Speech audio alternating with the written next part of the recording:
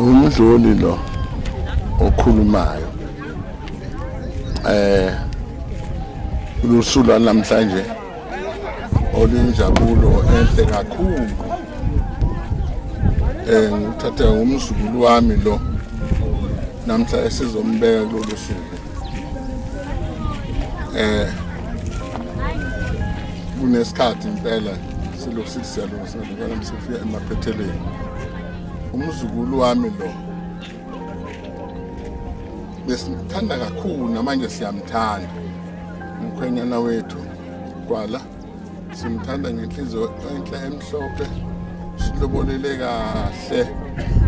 Lo mntwana ke uzalwa umfowethu,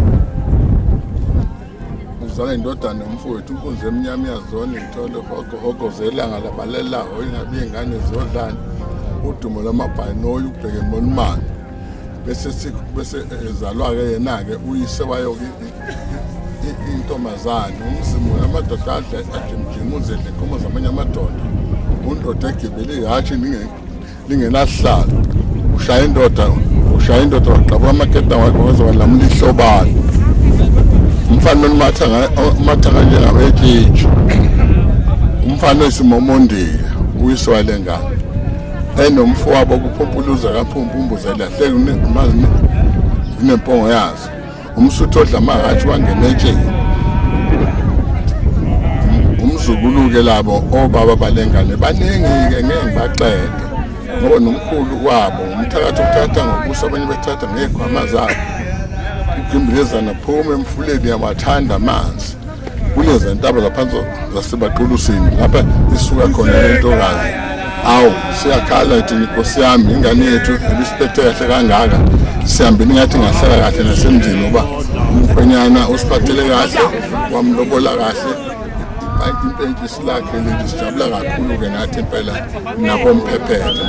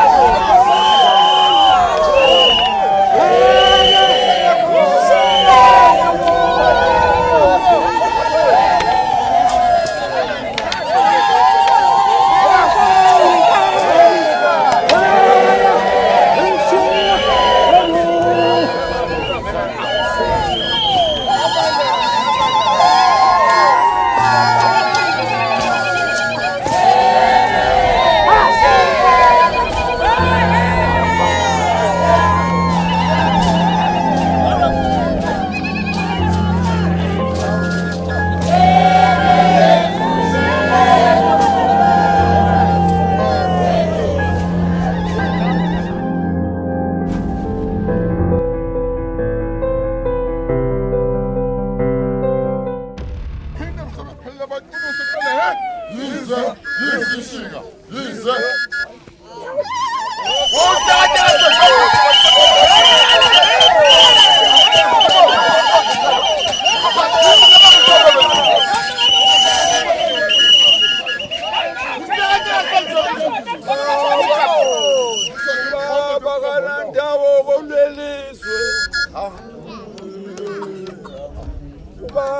Bagananda kulelizwe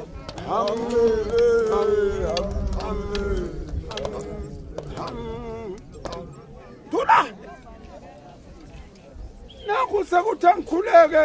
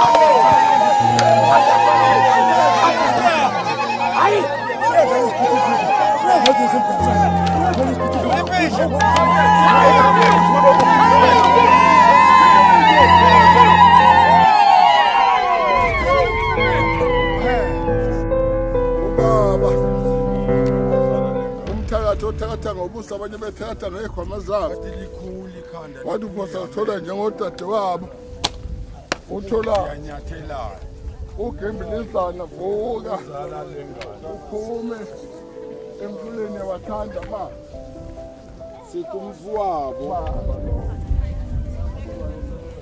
umbuzi kayilahleke zinempongo yazo umsuthu udla amahathi kwangena etsheni uye umfowabo walomntwana ngithike baba wena kebiliza naphuma emfuleni yawathanda amanzi phambili ngolobane bathi jika lapha siyajika nansi ingane uyakhuleka umkhutukhuthu khuluma nawe-ke esayidini uhlaba lonele ihloba nezungwini uphangela kokilokilo uphangela kobhongwane usilef sebhuni masikisela uncince phuza kwezidisi kweyifihla kuyesaba ngoba ibuya nodaba uyakhuleka uba uyesawale ngakho Uphopuluza kaphuphu. Umbuze lehlelo yakhe. Lapha uyofika khona. Mfowethu. Usuthola amahashi kwangelekeni.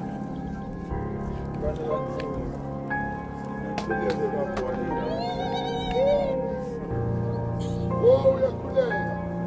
Ngaleyo ndlela-ke mfowethu shimelo omnyama ongashumituka iza zimnyama namhlanje ngaphethe lutho kumulwe yinga liqhamuka ezantsi emaphumele ezantsi enkomponi number 2 baba siyabonga mfowethu ngobela kangoba ithini simnandi loqoqana zoqhamuka kuyakusolisa ngoba kuyahoza ushingishingi mhlanga zamade amabele ubhushu ungakanani udlinga inkomo omnungu wayiqeda mathathakazana khothana amaphela libele yiyo le mpungakazi lena engathi umsuthu ezogibela ihashe hawu bafowethu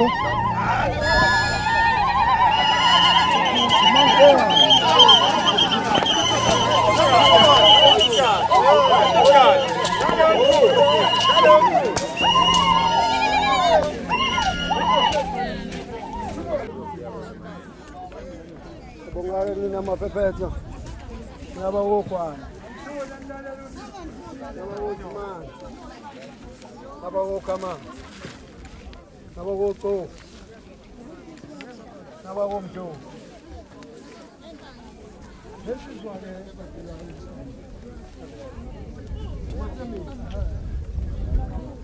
siyakhuleka-ke uwena-ke bhasikhetho mthatha machitafuzojahile siyakhuleka-ke Nzimande siyakhuleka lokho amaphinda waqonda wathi bikho aboqoqanoma ukezopenda amazekile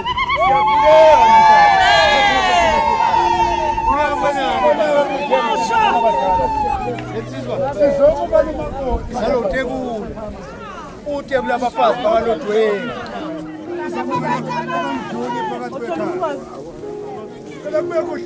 sikhuleke umamdlulu usephakathi ekhaya kakhona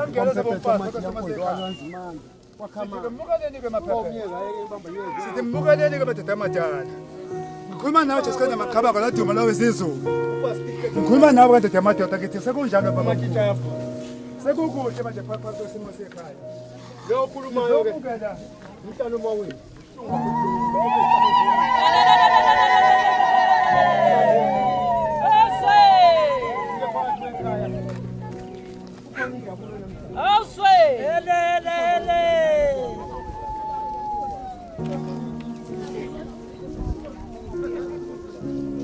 siyakhuleka madoda siyakhuleka madoda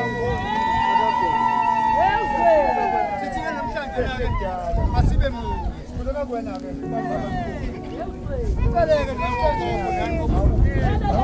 nanibokulukulwayo ukuthi lapha enikhona vukani yonke namhlanje sibe ndawonye phansi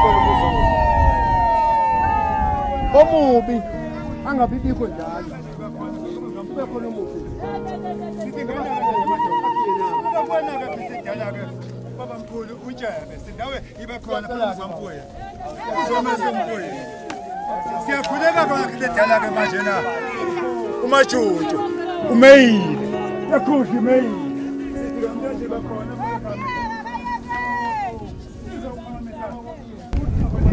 thina bakamphephethe silihambe laze lafika lesuku kade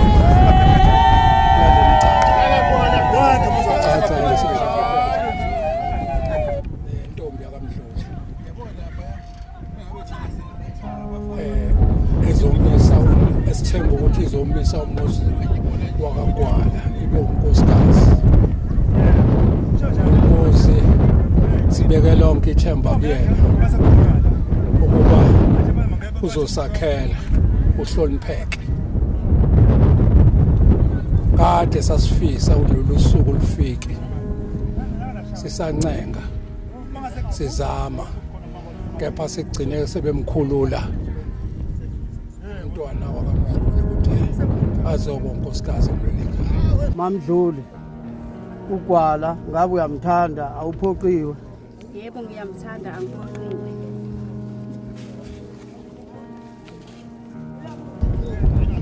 Siyamthemba-ke ngoba sesiyambona imisebenzi akayenzile. Sithemba ukuthi akukho kubuye kumphazamise kuleli khaya.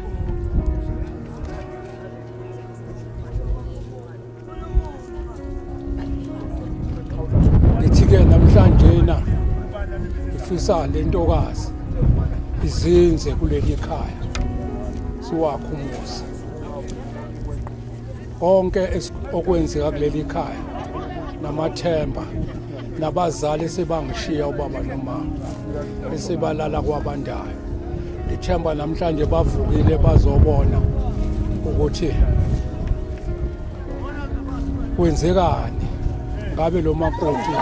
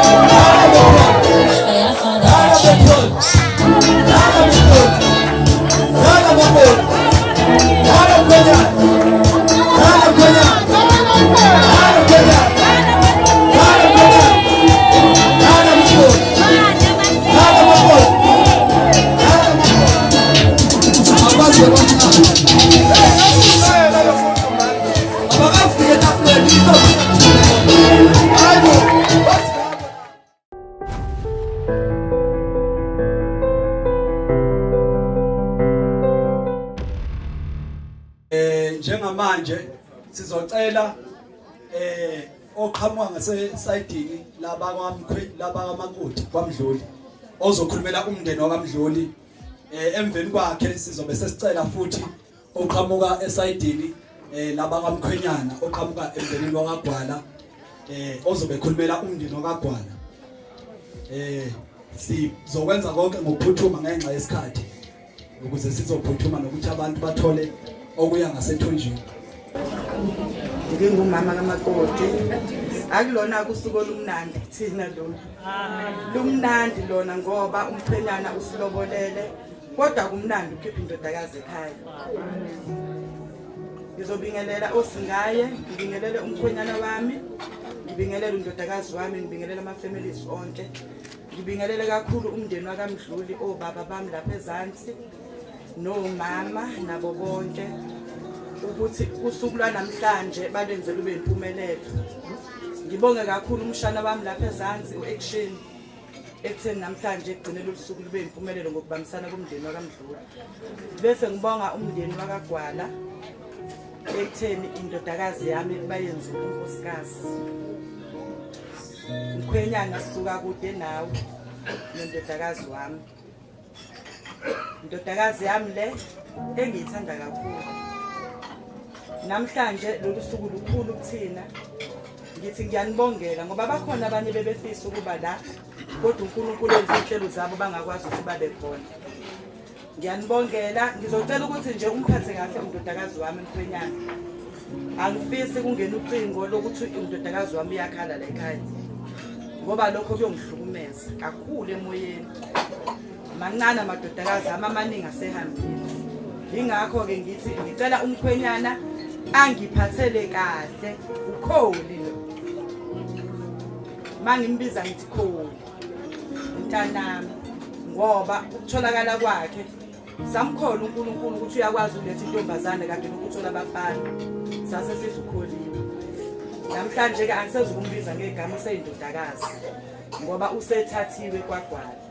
Ngiyabonga kakhulu nje ukuthi sibambisane namanje futhi ngisazocela sibambisane.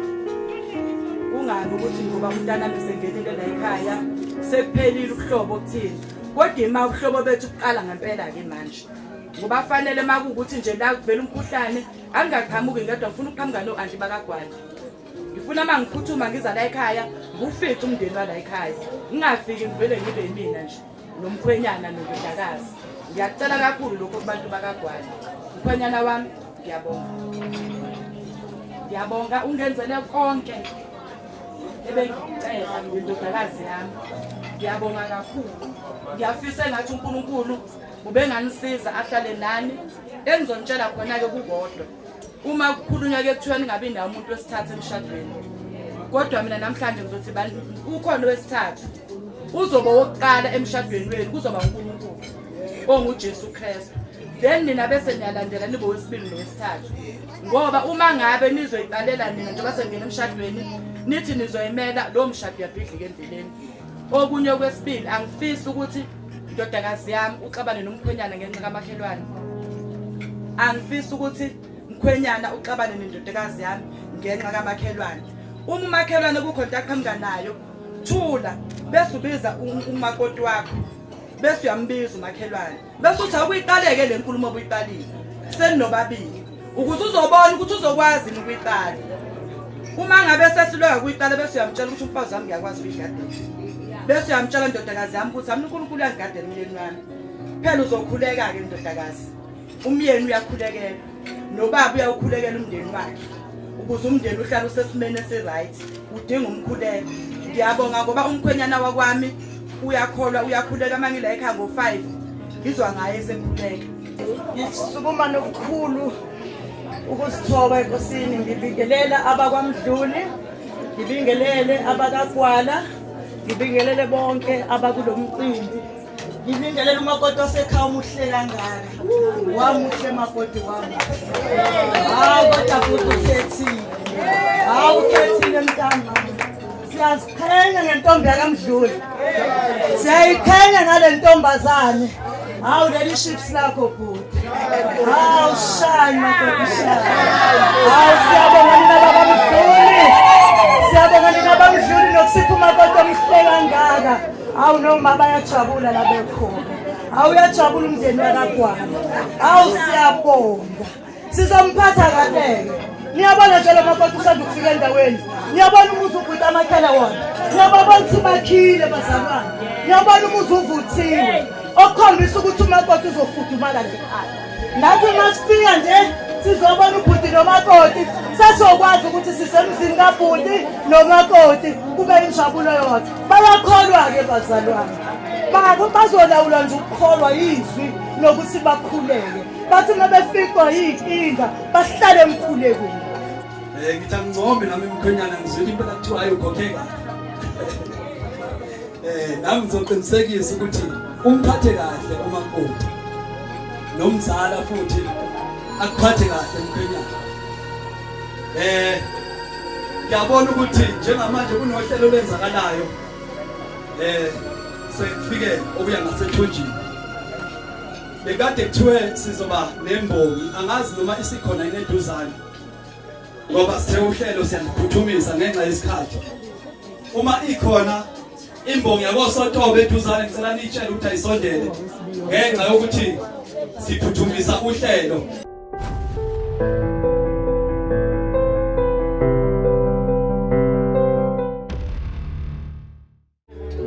Qhathanisa mina noma wena nesihlabathi solwandle nazo usitshele siyazidlula ngobuhle. Ngincome dala. Themba lami sondeza izinsuku zami zenjabulo. Amahlaya ami mawabe seduze khona manjalo ungangibeki isandla kodwa umbambe ngesandla ebese uyangincoma dala. Izihlathi zami nezindebe zakho khumbula selokwagcina namuntu akondluli. Ake uvakashise izihlathi zami ezindebeni zakho ebese uyangihlebela ungitshela ukuthi ngincome dala. Uncoma uthando lwakho nomo lwami kuyafana. Kuzoba umshado umuzi imondo noma imondo umshado umuzi konke kuyafana. Kufana nje uthando lwethu kodwa ungakhohlwa ungitshela ukuthi ungincome dala. Ngifake emhlabeni othando noma emhlabeni wangedwa. Ungikhiphe endlini yokuqila ngothando lwakho. Masiphume esitayeleni esihamba nemali. Ungifake emathandweni ngoba mina ngihamba nawe. Ungangifanisi nangilosi zitshele ngiyiqo. Ngivule umlomo ngezindebe zakho ngifuna ukukhuluma nemizwa. Ngoba khona uthando lwakho ngeke ngize ngibe libili. Hlala nami phansi ungifundise uthando lwakho. Ungifundise uthando olujulile ngendlela abantu abangeke becabanga ukuthi uthando lwethu lujule ngayo. Kodwa konke lokho ukwenza nje ungakhohlwa ukuthi ungincome dala. Ngipha uthando olujulile ethemba lami. Yiba umpheme wami wokukhusela. Nalapho kufika khona izimpi zothando ukungikhusela. Noma ikuphi isithando sami labaphuza khona ngathi ubatshele ungakhohlwa ukuncoma uthando lwethu. Befisa ukufana nathi abaningi kodwa themba lami othandweni lethu asimdingo wesithathu. Ngoba lo wesithathu uthando ulwazi ngendlela yakhe kanti futhi nathi uthando silazi ngendlela yethu. Futhi le ndlela azingayo uthando ile thina esingadingi ukuthandana ngayo. Ncoma dala. Ngibonge usodwa.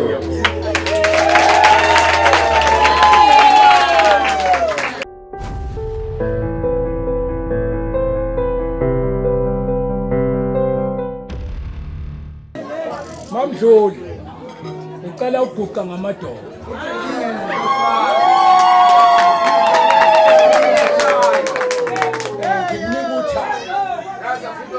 Uguqa ngamadolo. Khothama kuwena. Ngikunika uthando ukuthi ungangiphuci. Angazi uma ngiphoxile ukuthi nabasekhweli lami bobe sekufika bezongifihla. Ngoba ngomemeza uNkulunkulu ngithi ngithathe. Ngithi Mamdluli ngikunika uthando namhlanje. Angiphindi ungizwa ngithini. Uyongibona ngithula kuphela ngithandaza. Ngicela uze ukhumbule uMamcambi. uMamcambi wathi sekufika izinsuku zokufa.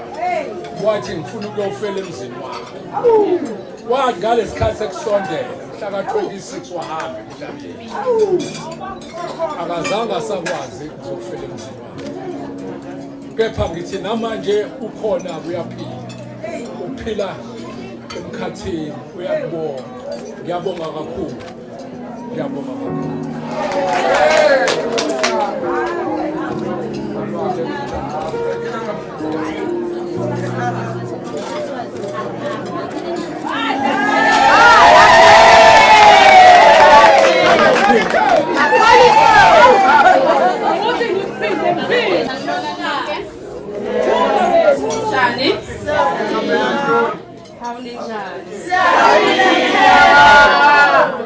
Nami ngiyaphila. Ngiyabonga nje ukuthola lethuba. Ngifisa ukudlulisa kakhulu. Ngizokuqala emndenini wami kaMdluli. Ngibonga umkhulu wami kakhulu, umqali wezinto. Ngoba uma engekho umkhulu ezinye izinto ngeke ikwazi ukwenzeka khona la dingeka khona. Bese ngibonga umzali wami u-Action. Ngithi mntaka ade ngicela uNkulunkulu akubheke akukhanyisele kuzo zonke izinto zakho. Ukubonga kwami ngibona ngathi akwanele mzala. ngibuye ngizobonga umama nobaba abahlezi bengisekethe ngaso sonke isikhathi noma ngabe kuthiwa ngihlangabezana nasiphi isimo kodwa kukho la beke bengibalekele khona noma bengenalutho kodwa basondela kimi benginikeza indlela eyaphambili bese nje ngubhanqa wonke umndeni wakwamdlula ngithi bolikhele bondlovukazi noma sengikhethile ukuthi ngiyanishiya kepha enhliziyweni zami kusoze kwaphela ukuthi ngivela kumina ngiyalithanda kakhulu bese ngiza kuwe myeni wami Majiya Mtofu Perfect Zimande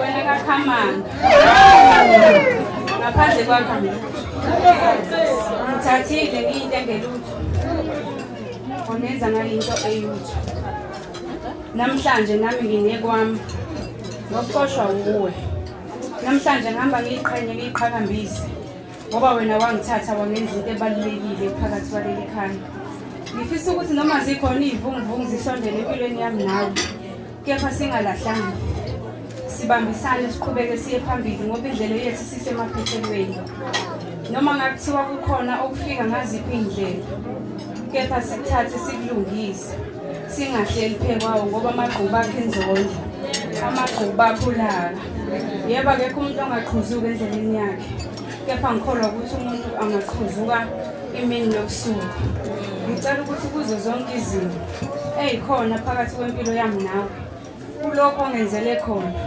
namhlanje uphelelisile wathi mamdluli ngifisa uzongena la ekhaya ngokuphelele mina la ekhaya sengiyinkosikazi ngifike nebhokisi lami namhlanje akusekushintsha ukuthi ngiyophuma ngelinye ilanga ngiye kaMdluli futhi akukho-ke mina kuyongikhipha kuleli khaya lami leli ngoba ngizakhele ngalijulukela zikhona iy'vunguvungu kodwa ngimile ngalakha futhi noma ngathi umuntu ulibona lingelutho kepha mina ngiyalithanda ngilibona liyikho konke ngoba liphume ey'thukuthukwini zami akufananga leli ulwane lifike lakhelwa laseleyishukela ngizofikela ekhaya kulo-2 room kepha ngizabalazile noma ngakuthiwa umuntu yena ukubona kuyingelutho kepha ngiyazi ukuthi ngelinye ilanga uNkulunkulu uyokwazi ukuthi angiphe isibindi kuze kufike la ngifisa khona ngibambisene nawe njalo Majiya ngingashiyi ngaphandle bese ngibonga kusami nakubantu engiphila nabo ngise inkosami umakoti kaBhutthabo Gwanda uSilindi Ngubane uSilindi umkhwenye umakoti kaBhutulakhe Gwanda ngibonga uSisilalanga Mathonsi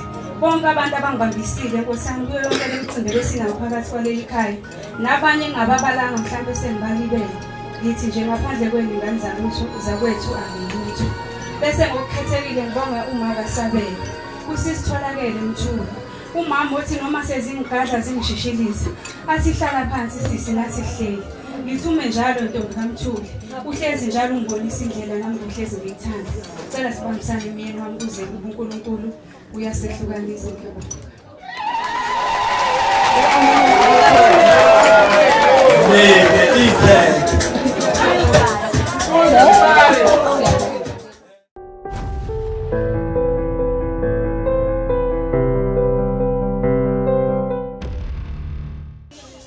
sanibonani babukele emakhaya igama kanti nguZefu oqhama phansi kweqembu iLabo Production njengamanje lana eceleni kwami ngimi nomakoti simi emzini wakagwala la khona bekwenzeka indumezulu yomcimbi namhlanje bebopha ifindo umakoti uzozikhulumela ukuthi yena usuku la namhlanje lube usuku olunjani empilweni yakhe uphatheke kanjani ngosuku lwanamhlanje makoti namhlanje nginenjabulo emangalisayo ngithole einkundleni zokuxhumana ngalensizwa eUZEF yangisiza kakhulu ngale kokuthi ngize ngikhoste ngigibele ngiye kuyona kepha ngivele nje kwabalula ngadeposita yabuya yazongenzela indumezulu enkulu yomcimbi nani babukeli manifisa ukuba nomcimbi omuhle njengowami ngicela lensizwa nixhumane nayo einkundleni zokuxhumana ngiyabonga kakhulu. Okay makoti sifisa ukuthola ukuthi njengoba lolu suku lanamhlanje umhla ka29 kusuke ngicabanga ukuthi kade nilindile ukuthi lifike namhlanje ke selifikile mhlambe ungathini ngalo ukujabula luhambe kanjani iweather ibe kanjani uthini nje kuNkulunkulu ngalolu suku lanamhlanje ngiyabonga kakhulu uNkulunkulu iviki kuqala bekungeve kunzima, bekumanda izulu linetha, nginamahloni, nginobuhlungu ukuthi kungenzeka izulu lingiphoxe. Kepha uNkulunkulu omuhle, izulu labalela langithanda, kwavuma nje konke kwalula. Ngifisa nje ukuthi uNkulunkulu ngithi engathi ngahleze nami njalo. Ngiyabonga. Siyabonga kakhulu babukele emakhaya, nizuleke umakoti uthi kuhambe kahle konke namhlanje kusuku lomshado. Siyabonga, bye bye.